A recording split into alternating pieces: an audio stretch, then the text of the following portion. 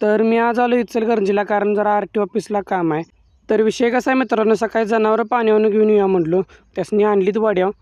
आता निघालो बघा काठी खांद्यावर ठेवून निवांतवाणी. नंतर मग बाबा आणि मी आलो माणगावला गाडी सर्व्हिसिंग करायला, कारण RTO ऑफिसला जायचं आहे.